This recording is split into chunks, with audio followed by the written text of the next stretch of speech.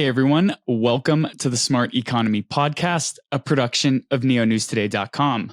I'm your host, Dylan Grabowski.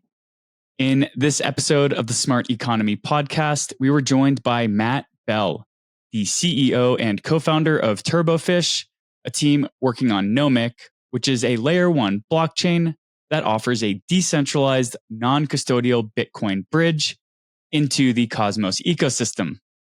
Topics of discussion in this episode included the ethos of peer-to-peer building, Bitcoin's resiliency through slower development cycles, the power teams have in building stacks in the Cosmos ecosystem, unlocking Bitcoin's liquidity into cross-chain DeFi, and so much more. Just a reminder, nothing said on this podcast is a solicitation to buy or sell any tokens, and that nothing should be taken as financial advice. The host or guests may hold tokens discussed in this episode, so check out the Neo News Today webpage for more information on disclaimers. With all that said, I really enjoyed having this conversation with Matt, and I hope you enjoy it too. Hey everyone, welcome to the Smart Economy Podcast. I am really excited today to be joined with Matt Bell, the CEO and co-founder of Turbofish. Turbofish is a team working on Nomic, a layer 1 blockchain, which offers a decentralized non-custodial Bitcoin bridge into the Cosmos ecosystem. How are you doing today, Matt?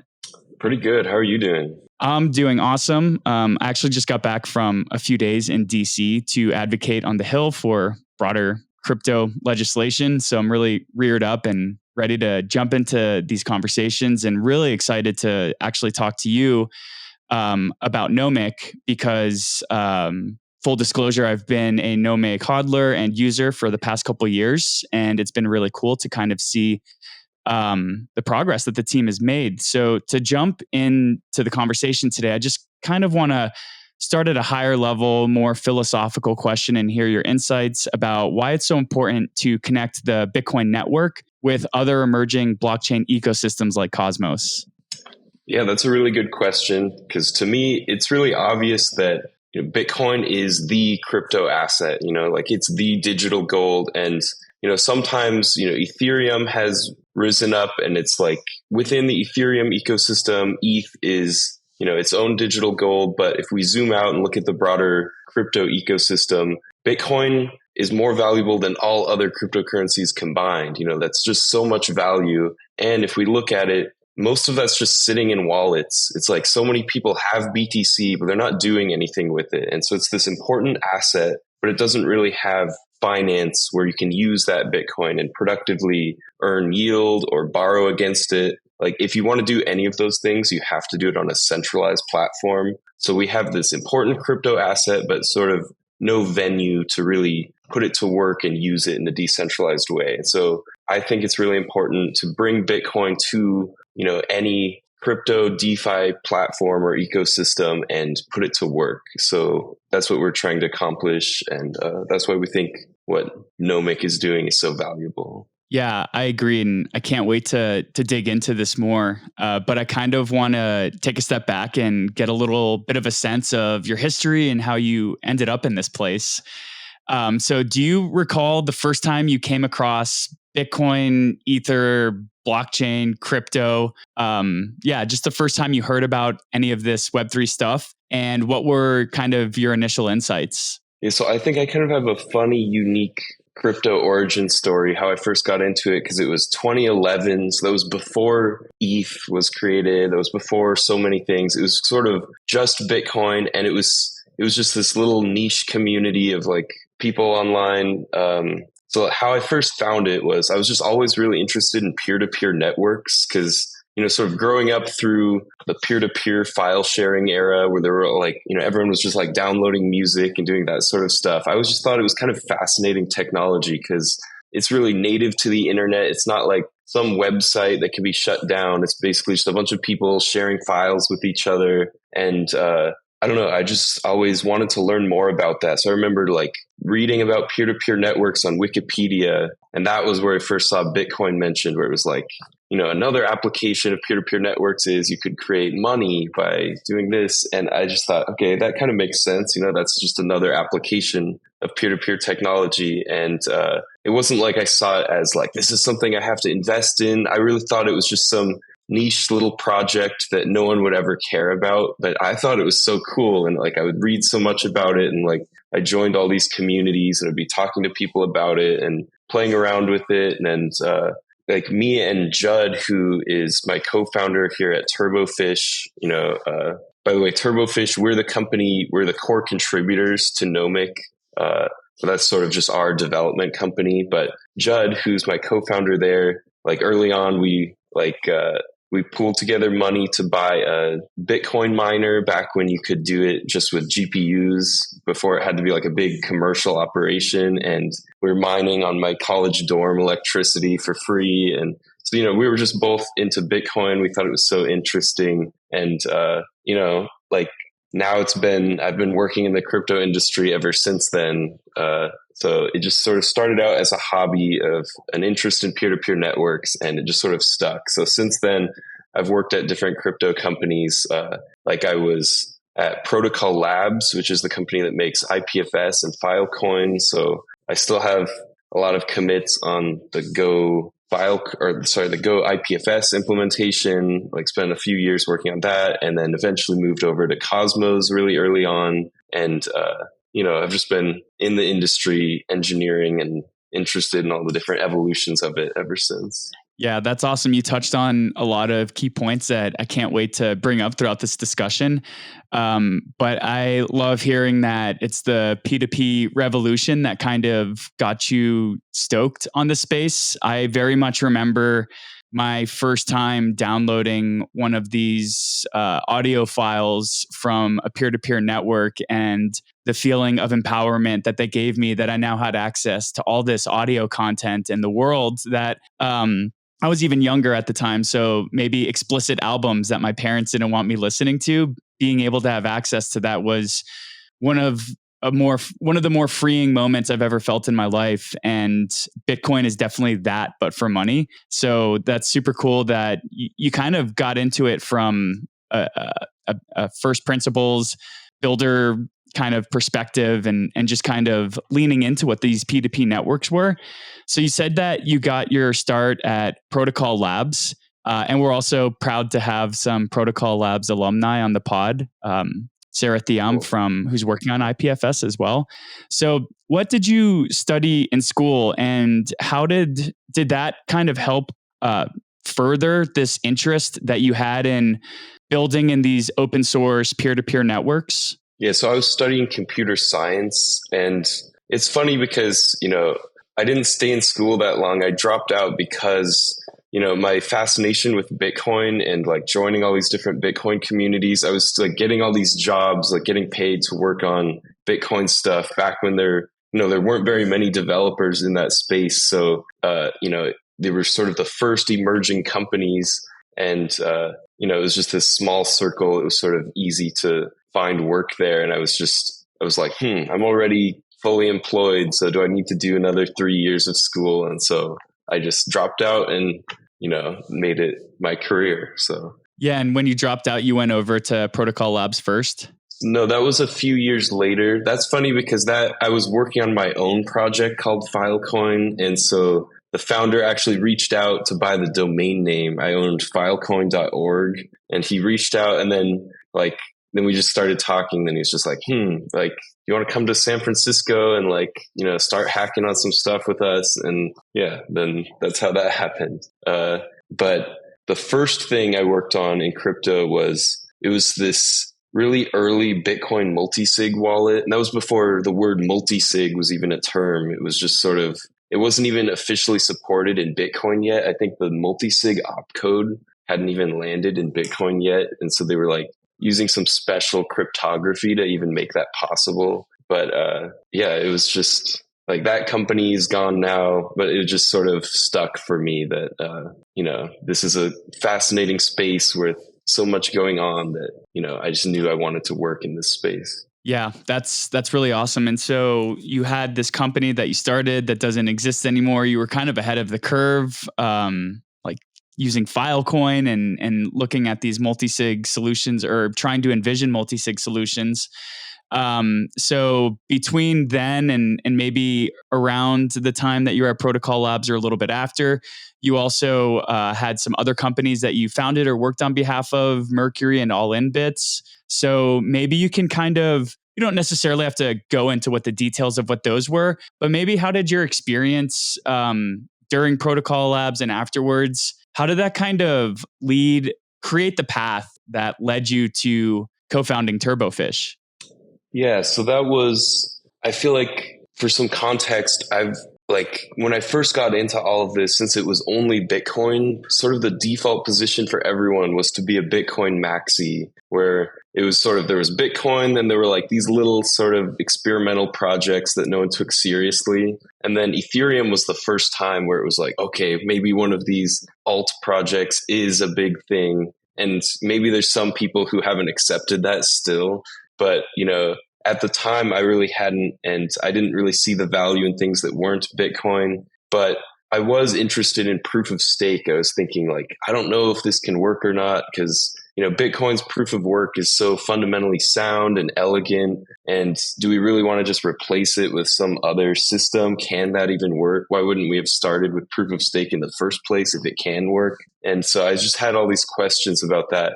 But then, All In Bits, Tendermint, Cosmos, it's all the same thing. They had different names for the organization, but I saw they were hiring and I was like, okay, I just want to learn more about this proof of stake thing. I don't know if it can work, but I can at least, start working there and see what I think. And eventually, while digging into the tech, it was like, okay, it really is figured out now. And I think it makes a lot of sense. But, I think there's an important thing to think about in proof of work versus proof of stake. Like Bitcoin and mining versus, Ethereum type chains with staking.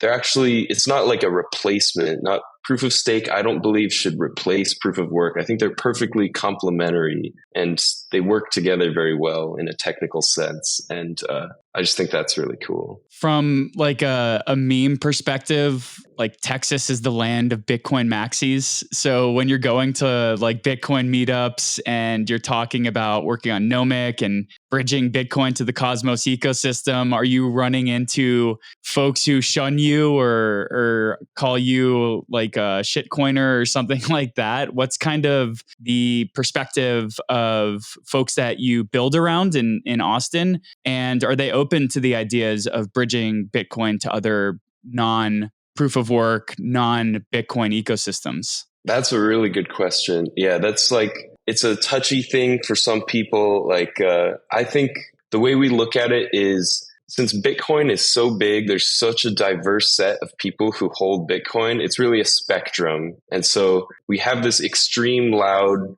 part of the spectrum where it's Bitcoin only, there should be no other crypto asset. And I think, that's a very extreme position. It doesn't really make sense because, if you have a currency, you would want companies that use that currency to exist in that ecosystem. And, you might want shares of those companies, and that's a different asset. We don't have to look at that as competing with the currency itself.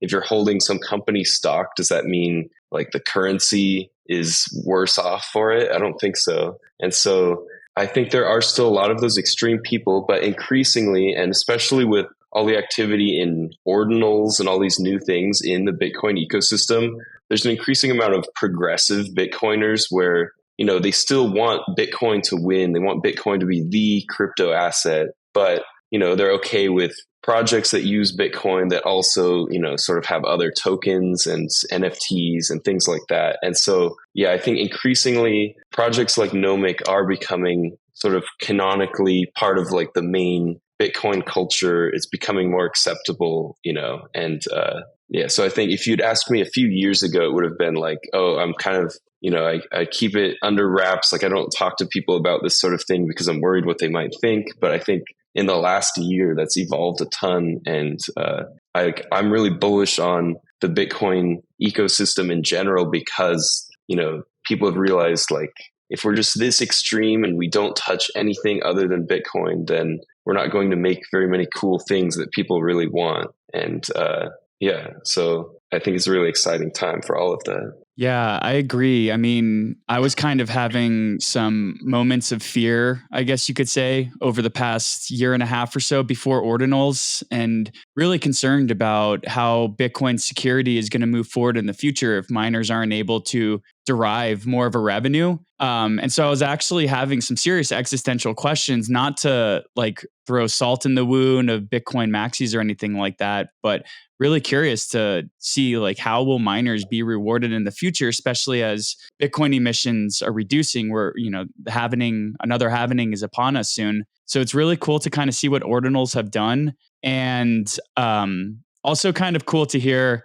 that there are folks who were, I guess you could say, quote unquote maxis who are starting to come around. And this is why I really appreciate what Nomic is doing. And you kind of have been propagating this narrative in the media that I've seen you partake in, written and spoken interviews, where Bitcoin has $500 billion of liquidity. It's the OG digital asset, OG decentralized digital asset. And you're right, most people just hodl it and throw it into a wallet and don't look at it anymore. But these digital assets have programmability built into them, and we should be able to leverage them in other ways that we want to, whether it's to borrow or lend or to do other DeFi activities. So can you kind of, just from a high level or just from your perspective, maybe you're even reiterating something you've already said, but could you just share some insights into Bitcoin's massive amount of untapped liquidity and why it's such an issue,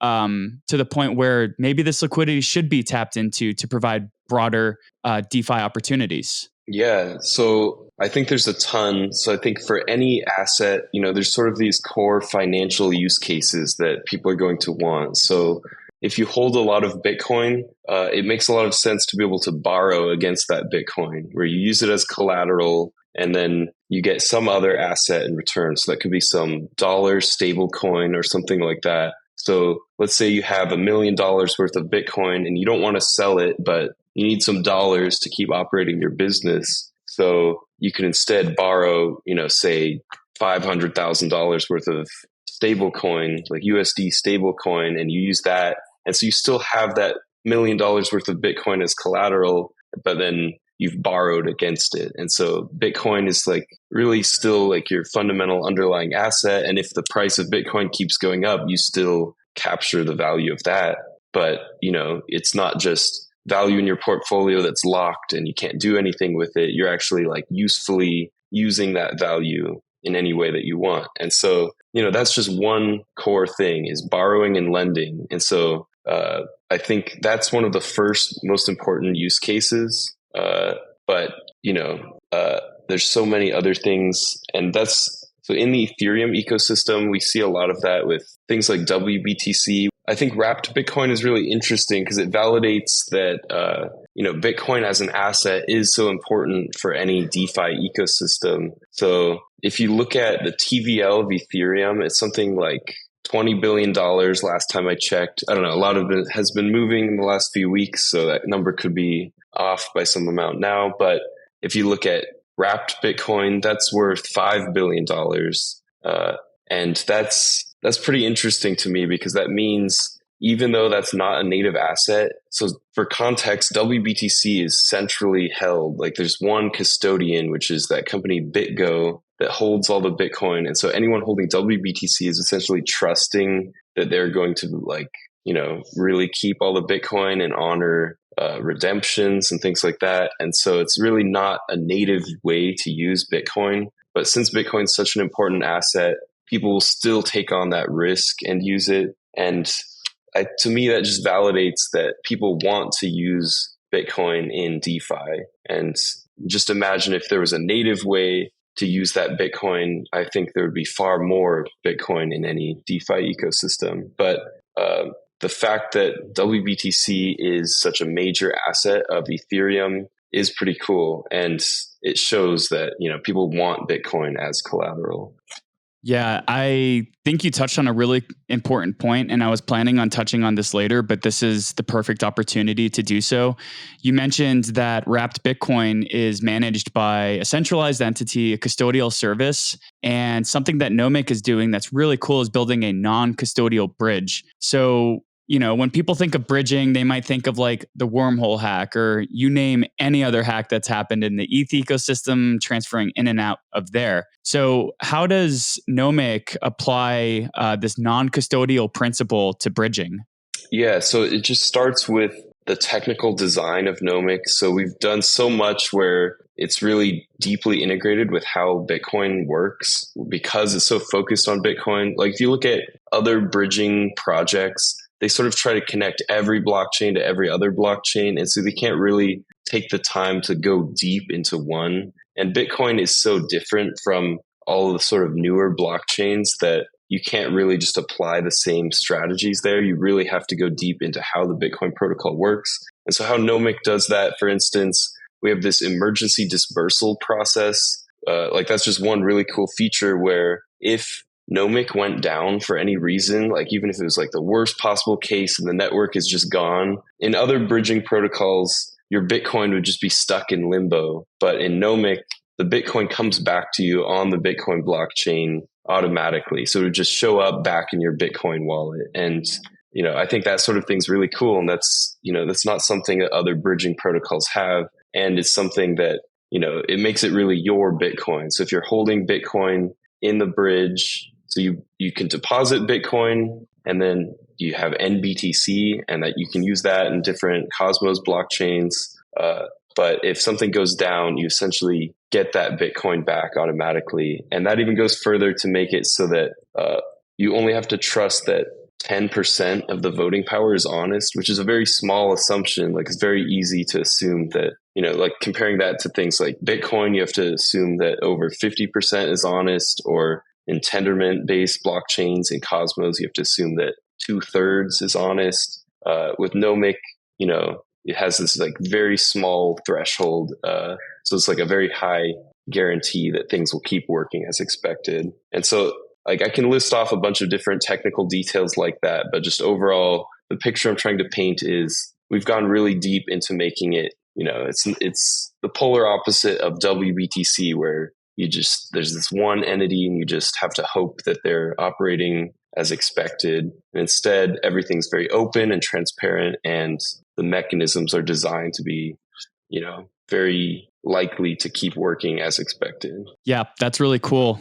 Maybe from like a layman's perspective, when somebody sees NBTC and WBTC, to them, it might just look or sound the same. There's a letter before Bitcoin or the BTC asset. So now from my perspective, it might just seem wrapped anyways. So could you just kind of like help me grok that? Like, why isn't NBTC just like another wrapped asset that's now composable in the Cosmos ecosystem? So yeah, it's just, if you look at the underlying mechanisms, it's sort of like saying a balance on Coinbase versus a balance on MetaMask or something like that, where, this isn't the way we do it, but imagine if you deposit Bitcoin into Coinbase and you call that like Coinbase Bitcoin, that's essentially the difference, where like, that there's some custodian holding it. So in that case, that's WBTC is BitGo holding it. But in Nomic's case, it's this decentralized custody process. And, we do call it NBTC, but that has been something we've talked about. And that's something Osmosis, which is the main DEX in Cosmos, they really want it to be, sort of pick a canonical Bitcoin representation. So they do still have WBTC there, but they want one where like once it's over the threshold of the security you would expect, to just be able to call it Bitcoin and not have to, add this sort of qualifier letter. And so I imagine, it'll be a Osmosis governance proposal or something like that. But I really believe Nomic can be that and just be Bitcoin within Cosmos rather than NBTC. But for now, just to keep things simple, it's just NBTC. Cool. I appreciate that. So one of the things that I was always, I guess you could say, a fan of, or just something I appreciated, was much like Bitcoin's slow glacial pace of development is a feature, not a bug. Nomic, for me personally, famously, just took a while to release this bridge on mainnet. So from my perspective, that just shows that there are these same principles to Bitcoin core development that you and your team might have applied. So I guess maybe using the lessons of previous hype and bust cycles and Bitcoin's pace of development, what are some of the, I guess, correlations to Nomic's development pace and Bitcoin's development pace that you applied to building this non-custodial bridge? And maybe you could share some insights into why you and your team really focused on churning out a solid product rather than churning out something during like a crazy bull market type of cycle. Yeah, I like that question a lot. I think if you look at any sort of development, even more than just crypto, even more than just software, you can look at it as if you're building for the short term or the long term. So you can imagine so many home builders in the United States, just like cranking out these houses where they just put it together so cheaply and maybe cut a bunch of corners, but they can turn something around really quickly where they have this house and someone can buy it, and maybe it won't last that long. It's like measured in decades, where a few decades later, it needs repairs and a bunch of things need to be replaced. We could compare that to something like building a cathedral or a castle, where the amount of man hours that would take is so much higher, but what they're building is something far greater and that will last, potentially thousands of years. And I think Bitcoin sort of has this ethos of building for the very long term, like being the asset that lasts thousands of years, that like will be important to the economy of the world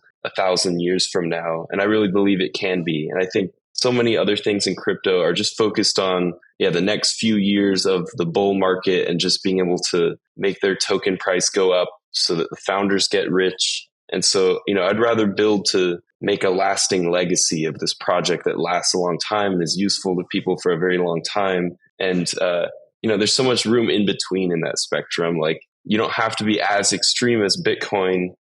But like, if you take a few years to build something, in the grand scheme of things, that's not that long. And, in software, we're just spoiled by, you can execute projects in a few months if you really want to. But I believe, that takes a lot of cutting corners if you're trying to build something really great. So in the case of bridging, there's so many bridge projects that it's really easy for them to add new chains, because essentially all it is a small multi-sig. And so any chain that supports that, they can just quickly add it.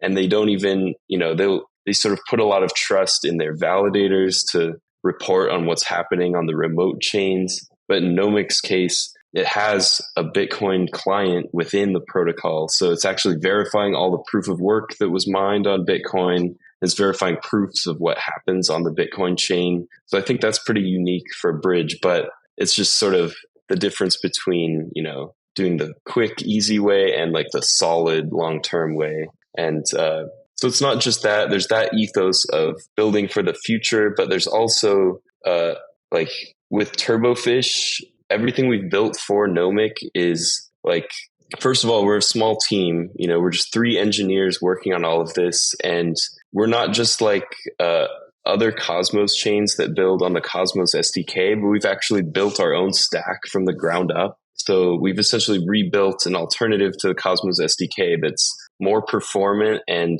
you can get things done with like 1/10 of the code. You can build comparable pieces with 1/10 of the lines of code. And so that itself has been a big investment. So in working on Nomic, it's like we didn't just build Nomic, we built this whole stack from the ground up, and then we built Nomic on it. And so that really is just an investment for the future of everything else we'll want to build after Nomic, or changes to Nomic that we'd want to propose. And I think, that in the end makes Nomic a better product and makes its future brighter for all the new upcoming things that we'll be able to accomplish. And I think, it's in a place now where for the team, like we can really execute things really well in a short amount of time. It just took that initial investment of building the tools to get there. So I think from here on out, things won't be necessarily this slow pace, but like on a product level, each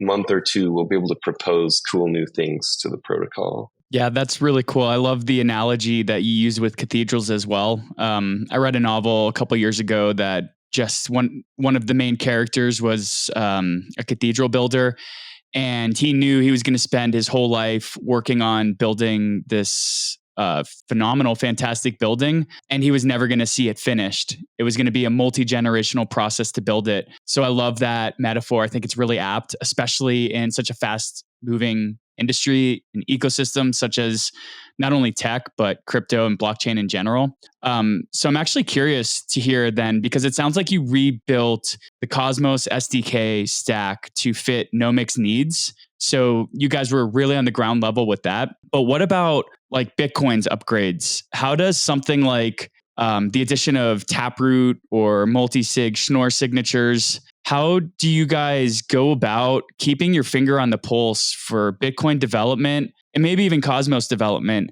and how that might impact what you're working on with Nomic? Because now you're very dependent on major upgrades that happen in both ecosystems. So what's it like just balancing having to basically be like a subject matter expert on two development ecosystems? Yeah, I mean, it's very fun to keep up to date with what's happening in Bitcoin and all the evolutions because, like you've said, it is a glacial pace of development. So it's honestly not that hard to keep up with, but it also makes it more exciting because like any minor change in the protocol like makes all these new possibilities. So specifically for Taproot, like you asked about, that is something we're incorporating in, one of the next Nomic proposals. And it's essentially, we'll be able to make things so much more efficient where as funds move in the bridge, instead of the scripts being, all these different signatures, like all this different data that has to go to the Bitcoin blockchain, it all turns into like one simple little signature. So it's just, that's from like the Schnorr signature cryptography. Essentially, it just makes Nomic 100 times more efficient or something like that, or up to 1,000 times even. And I think that's really cool that that's a new part of the Bitcoin protocol. But even going beyond that, I think there's some really exciting parts to be excited about. Like there's opcat, which is it's just this very simple change to the Bitcoin protocol. It's something that even Satoshi had originally put in the Bitcoin protocol, but then he had realized like, oh, maybe this needs a little more thought because people can use this to spam the network. So he turned it off. But like since then, they've figured out like ways to make sure no one can use it to spam the network. And so turning that back on, it sounds like, just such a minor difference, but like people have shown you can really build anything with that. Like all these amazing smart contracts, things that were only possible on Ethereum. Just with this one little change to the Bitcoin protocol, you'll be able to do like construct all these different contracts that'll be natively enforced by the Bitcoin protocol. And I think that's really cool. So keeping up to date with that, like, if that goes through, and it's looking likely because there's been those issues with the Lightning Network, and like there's something called replacement attacks, which has sort of, made these issues with the Lightning Network. This would be able to fix all of that. And so it makes it sort of likely that in the next year or two, I could see, the Bitcoin core devs and the Bitcoin ecosystem at large, getting excited about re-enabling opcat, and then as a byproduct, making all these really cool Bitcoin native smart contracts possible. And that would definitely be something that Nomic would make use of in a big way. That's cool. Has Nomic done any Bitcoin development that has maybe raised the attention to Bitcoin developers, core developers? I guess what I mean to say is, have you guys built something that has kind of raised the eyebrows of Bitcoin devs, and maybe something that Nomic has done has acted as an opportunity for Bitcoin developers to kind of add something new that they never thought of before? Yeah, definitely. I think like when we very first published, it's not a white paper, but it's just this sort of technical design document about how Nomic works. Like we had just posted that online, sort of while we were in the early days of implementing it. And that was, about 2 years ago. And I just, posted that online. And then we happened to go to the Austin BitDevs meetup for the first time because someone had told us about it.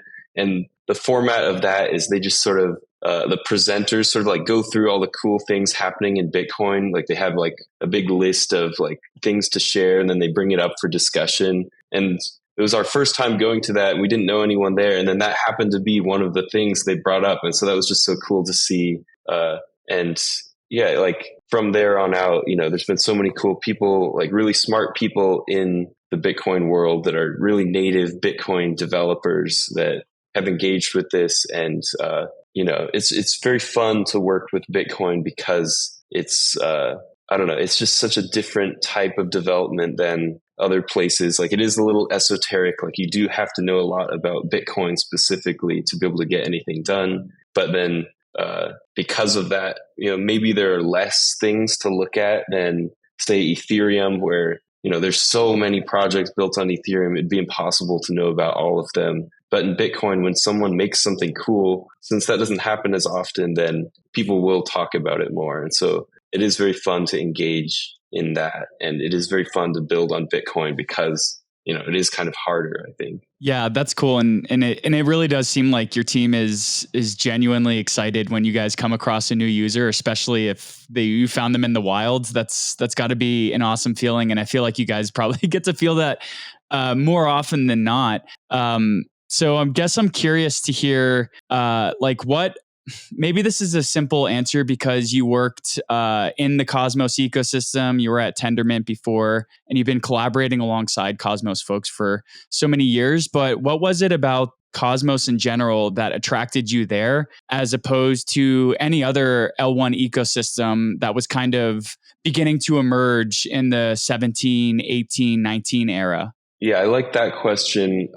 What I would say is Cosmos is essentially, it's not this monolithic thing. It's not like this platform where you just add your smart contract and it lives on the platform. It's instead really just tools for you to build your own blockchain. And so you get to make all your own engineering decisions or, economic decisions of how your protocol works instead of being, beholden to how those platform developers have decided things work on their chain that you submit to. It's now you build your chain and you get to make the decisions. And so when I've talked about we built our stack from the ground up, you wouldn't be able to do that anywhere else. Like we use the Tendermint consensus protocol, like all Cosmos chains, but we don't use the Cosmos SDK. We use our stack called Orga, and but they still get to be compatible.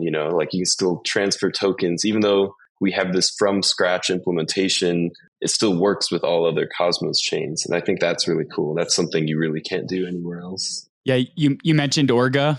You guys are also working on Merc. So can you share a little bit more highlights on maybe what Merc is, and then also touch on why you guys are such Rust maxis? Yeah. Okay. So to give some context, we started out, coming from the Cosmos world. We first built, my co-founder Judd started this project called Lotion.js, which it's a JavaScript framework for making Cosmos chains. And so that, so many people were really excited about that. And while we were working on that, it was, there were a lot of people building projects there because it's so easy to get started. And so we've always valued, making these frameworks where it's very easy to use, for new developers to get in, and just even for expert developers to get things done in without having to to build things more simply.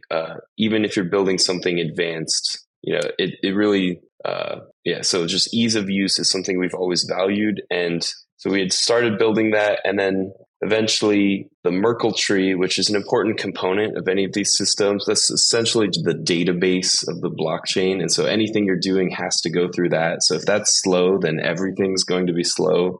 So we were like, let's rebuild the Merkle tree in Rust so that it's fast. And so we had this JavaScript platform with a Rust Merkle tree. And then that went so well, and it was, it made it so much more solid and so much faster. It was like, you know what, let's build the whole thing in Rust. And so that was sort of our journey into Rust. And Orga is sort of the spiritual successor to Lotion, but, all in Rust, and but still keeping a lot of those values of making things easy to use. And so Rust is a harder language to use than JavaScript, but that doesn't mean you have to lose that ease of use. And so we've made it really important to be able to get a lot done with a very small amount of code. And that also goes in line with our team being very lean.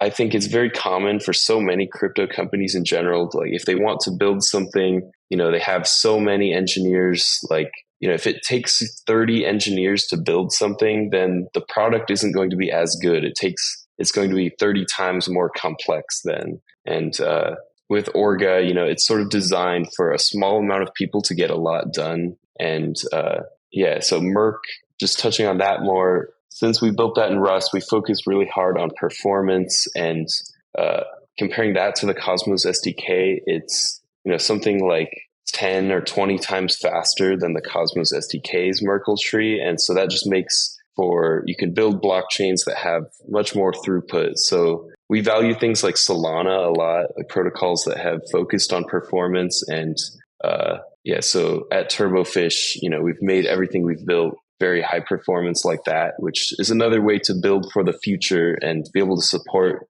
large amounts of users for anything we build. And I'm very proud of how high performance and how solidly engineered some of these things we've built are. That's really cool to hear. So you mentioned another alt L1 that is building along the principles that you guys value. So is that kind of maybe an Easter egg or a hint for other networks you guys might plan on bridging into or out of in the future? Or are you really still kind of just doubling down on the Cosmos ecosystem? That wasn't meant to be an Easter egg, but we do view Nomic as going beyond just Cosmos.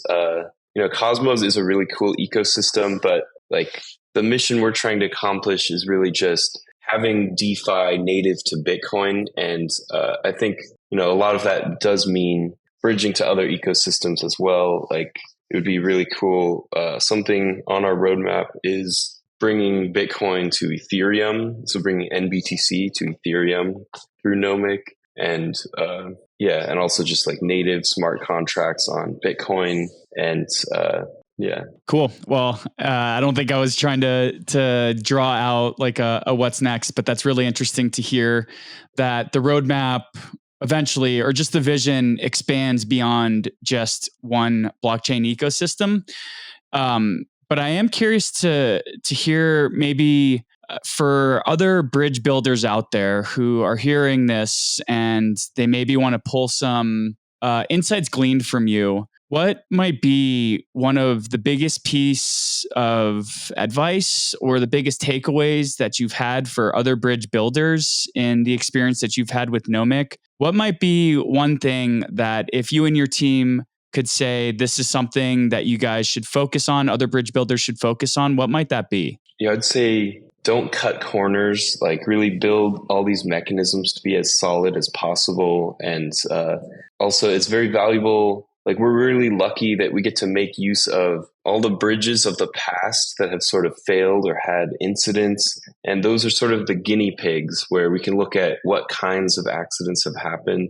And I think that's true of any technology that, it might start out and there are these accidents. When people first started using electricity, they didn't have all the safety precautions that they have today. And so, there were accidents, and that scared a lot of people off. They tried to say that AC power is bad. And I think bridges have sort of gone through the same thing where some people are never use bridges because they're unsafe. And that's just because the very early ones, they didn't know what to watch out for. And just looking at everything that's happened in the past, you can, there are simple ways to learn from that and incorporate security features into the protocol. And so, another one in Nomic I can mention is that it has a circuit breaker mechanism. So if there was some issue and all the funds were leaving the bridge at once, the protocol would automatically put a halt on that and sort of let the community take time to figure out what's going on and respond accordingly.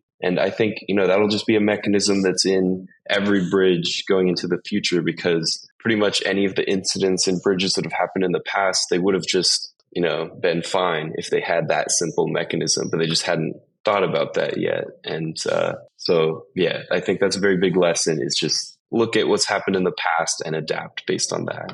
Cool. You mentioned that, like, should there be an event where there's a malicious actor trying to drain all the Bitcoin that's been bridged over via Nomic? So right now, I would assume that the Nomic leadership is probably in charge of a lot of these types of decisions, and centralization and decentralization is a spectrum. So as you guys kind of continue to grow and build out the protocol, maybe you also relinquish some of the reins of the control that you and your team have over the ecosystem. So can you share more about Nomic's plan to decentralize, and maybe what a DAO model might look like for Nomic, and maybe even the types of decisions that might be put to a DAO? Yeah. So, I mean, in Nomic, like we Turbofish as developers contributing to Nomic, we don't have any special authority. We don't have, there's no like admin switches. We don't have like our keys encoded in the protocol in some way where we control things or anything like that. We're really just a team proposing changes to the protocol, and it's up to the network to accept them. And the ecosystem is already on its way, expanding and getting more contributors. And that's a really cool thing to see. And there's really no dependence on Turbofish itself. As you were saying, like the Nomic leadership being in charge of those things, like it is lacking somewhat more of like explicit DAO mechanisms. But in general, the power that controls things already is the voting power distributed across the validators. So it's sort of the set of validators making some decisions, but overall the set of token holders, token holders, deciding who they've staked to. And decentralization is something we really value because, coming from the Bitcoin ethos, obviously that's something that like Bitcoiners really care about too. And I think that's another way where I think so many recent blockchains have cut corners because, they might not value decentralization as much. But in Nomic, it's really this like fair and open protocol where there are no leaders. So maybe we're thought leaders in a way just because, we've put so much work into the design of how the protocol works. But over time, just like Bitcoin, I do believe it's something opening up where, it can be proposed by the first person who built it, but then it's just in the community's hands to keep maintaining it. That's an interesting, so like something that I thought was kind of an interesting moment for the Cosmos ecosystem, particularly in the past month, was this kind of contentious vote in Prop 848, which would deal with the inflation rates for Atom stakers and how much Atom they would receive for staking.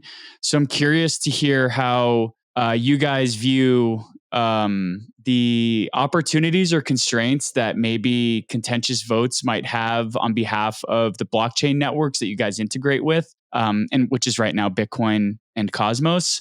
So how does kind of the voting and governance mechanisms of the different blockchains you're on impact the way that you guys develop Nomic? So Nomic isn't really affected by that much of what happens on the Cosmos Hub. That's just another chain that Nomic talks to, but none of those decisions directly affect Nomic. Like the Atom token and its inflation, none of that really affects Nomic at all. And I think that's the way it should be. Like all these chains are sovereign and they can make their own decisions however they want, whether that's simple token voting or however. But going into the future, we do want to be able to propose some different types of governance mechanisms. So in the Ethereum ecosystem, there's been a lot of talk about cool things like futarchy, and like we think that's a really cool governance mechanism where instead of just simple voting, which has its own perils, it just becomes like it might not necessarily pick the right things all the time. Like it's a nice way to open things up to let anyone voice what they want to vote, but you can have that and have a system that makes more principled decisions. So futarchy is where you have markets make decisions, and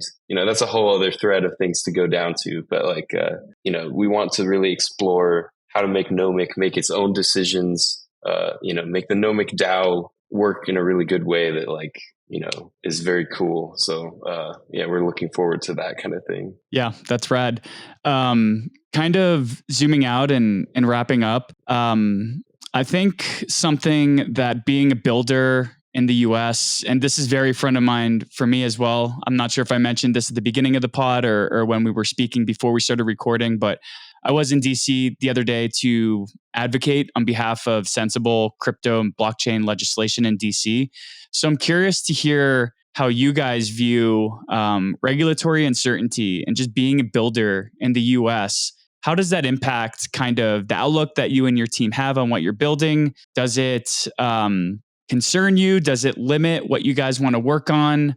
Does it pose a threat to the team or to the broader infrastructure that Nomic is building? I just kind of want to hear a little bit of your insights into that. Yeah, it is a tricky thing because there's so much uncertainty. Like if there were rules and guidelines, we would be very happy to follow them, but that just doesn't exist. And so we're sort of in the dark, and overall, we're just doing the best we can to we aren't Nomic, we're just Turbofish, we're just developers. And so if our role is just writing code, then, I would hope at least that's sort of like a First Amendment ideal that, we aren't in control of this protocol. So, there's this separation there, but overall, we don't know how that works and like how that will be interpreted in the future. And so overall, it's just a very unsatisfying thing to not sure if what we're building will be, received by the law the right way. And Yeah, I appreciate that distinction, though, that Turbofish, the company, is building this decentralized or is contributing to this decentralized network. It is not the decentralized network, which is a great way to kind of keep perspective on who's building what and how it's being built. So I guess kind of if you were to put on your visionary glasses, where do you see DeFi coming? Where do you see DeFi going in the next handful of years? And I guess you're very confident that Bitcoin will unleash these new opportunities into DeFi. So what do you think those opportunities could bring the broader DeFi ecosystem? So I think one of the main things is making all of this easier to use for a mass audience. So there's so many products and cool ideas and things made in DeFi, but comparing that to centralized exchanges, those are still far more popular because, it's just easier for people to use. And so, for instance, in Nomic, there's some features that try to bridge this gap. So you can just, Nomic has this feature called interchain deposits where you just get a deposit address, a Bitcoin deposit address, you send Bitcoin to that, and then it shows up wherever the destination is, maybe osmosis, if you want to start trading Bitcoin or LPing in a pool or something like that. So Nomic sort of brings centralized style UX. And I think, that's the evolution of DeFi, is making it as easy as centralized platforms so that people switch from those to this because, for the average user, it's not any different than just using Coinbase or Binance or whatever. I think that's the next step in DeFi to really get it, orders of magnitude bigger than it currently is. And maybe in the short term, what's next for you and the Turbofish team? What's on the radar for future features or updates with Nomic? So these things will just keep coming out as we release them. But putting, as I mentioned a little bit before, putting some focus on the governance mechanisms within the Nomic protocol and just a lot of efficiency upgrades to the bridging process and the sidechain, and just making it much more stable. One thing we've seen in the last few months is ordinals has really made fees on Bitcoin spike a lot, which is a cool problem to have. That so many people are so excited about using all these things on Bitcoin, but that just means some people are priced out where there's crazy fees going on, and so making Nomic adapt to that and work really well in an environment where the fees, every day might spike up really high, and be able to keep working quickly during that, is something we'll be working on. But overall, just keeping things running smoothly by improving every little bit in the stack. Awesome. And if people want to keep up to date with you, Matt, or Turbofish or Nomic, what's the best way they can do so? So you can follow me on Twitter at Mappum. That's MAPPUM. And then there's a Turbofish Twitter. It's Turbofish.org. And there's Nomic.io. But there's also the Discord and the Telegram. And there's a pretty lively Nomic community and ecosystem there. And Awesome. Well, I've been a big fan of Nomic for a long time, so I was really excited to have you hop on the other side of the mic. So thank you so much, Matt, for taking the time to chat with us, to share your insights into why you're building what you're building.